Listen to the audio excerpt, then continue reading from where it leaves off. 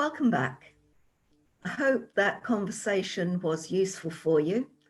And if anyone wants to explore diaconal ministry further, Andy can put you in touch with me, and I'd love to talk to you about it. And there are other orders too. For example, the Order of Readers.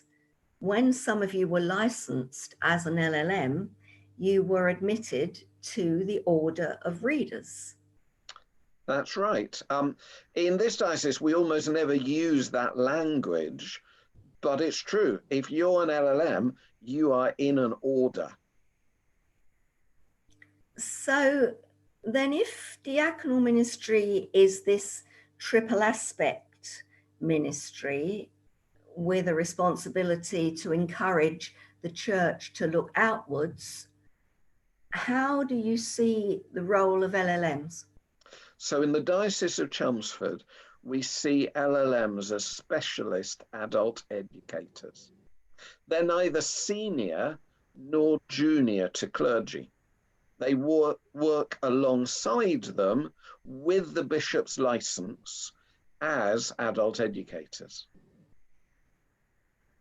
So are you saying there are some things that clergy shouldn't do, which LLMs should do? Sometimes, I mean, that's tricky because it depends on each particular case.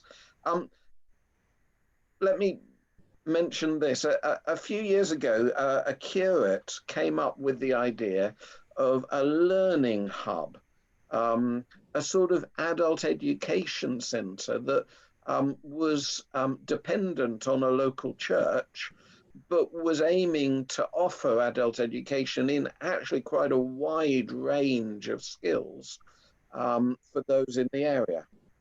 And in that case, I said, well, that's a great idea, but your vocation was discerned to be clergy. It sounds to me like that's more of an adult education role. So we found a different thing for him to do and tried to encourage the LLMs to do the adult education thing, though, right, as I say, it depends on each particular circumstance. And actually, there are cases where the clergy are precisely the right people to form learning hubs. And we have a couple of great ones at the moment. It's just a question of trying to discern what each person's or group of people's gifts are. Personally, I think LLMs are often underappreciated by the diocese and occasionally by some incumbents. And I promise that Caroline Harding, who's our lay ministry advisor, and I are working really hard to try and combat that. Well, of course, being an adult educator is quite a wide specialism, isn't it? I imagine it would include running courses like CCS and other training on all manner of things, from budgeting through to bereavement, from history to harvest.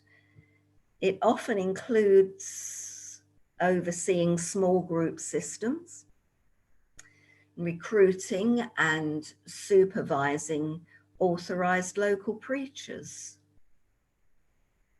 And some LLMs operate as focal ministers, chairing local ministry teams. I also know quite a few readers who do a lot of counselling work. And of course, God seems to have it in mind that often the way that God's people will learn will be through worship and preaching. So it's natural that LLMs take a lead in that kind of area as well. Absolutely. And I think while we're here, we should say a few words about priests too. Priests or presbyters literally means elders, and they're the senior members of the congregation. So you could say that their role is largely internal, what you call home affairs or congregational development. There'll be pastoral care, shepherding, preaching, and leading worship, and of course, overseeing the PCC. As we said earlier, in the Anglican Communion, unlike, for example, some Lutheran churches, all priests are also deacons. But it's good for people like me, who are deacons but not priests, to spend some time now and then just being grateful for the priestly ministry of my colleagues. I mean, we have a young married couple leading my church, and they jointly share the role of vicar. They are so incredibly loving, supportive, and encouraging to me as their deacon. And as a result, my role is constantly evolving. It's not static. They give me space to do what I think needs doing. And I believe that's how it should be. I believe that together, the priest and the deacon should present a complementary, harmonious, and mutually affirming partnership, which will enhance the worship experience. We seem to have achieved that in my church, and it's absolutely wonderful to be part of it. So we read a little of the ordinal about deacons. Now here's something from the ordinal about priests. Priests are ordained to lead God's people in the offering of praise and the proclamation of the gospel. They share with the bishop in the oversight of the church, delighting in its beauty. Isn't that great? Part of the job of a priest is to delight in the beauty of the church. And if you haven't done it for a bit, put some time aside just to spend time delighting in its beauty and rejoicing in its well-being. They are to sustain the community of the faithful by the ministry of word and sacrament, that we all may grow into the fullness of Christ and be a living sacrifice acceptable to God. Beautiful. But just as I said that part of my role as a deacon is helping all God's people to look outward with a servant heart, I guess you would say that part of your role as a priest is to help all God's people grow as a kingdom of priests.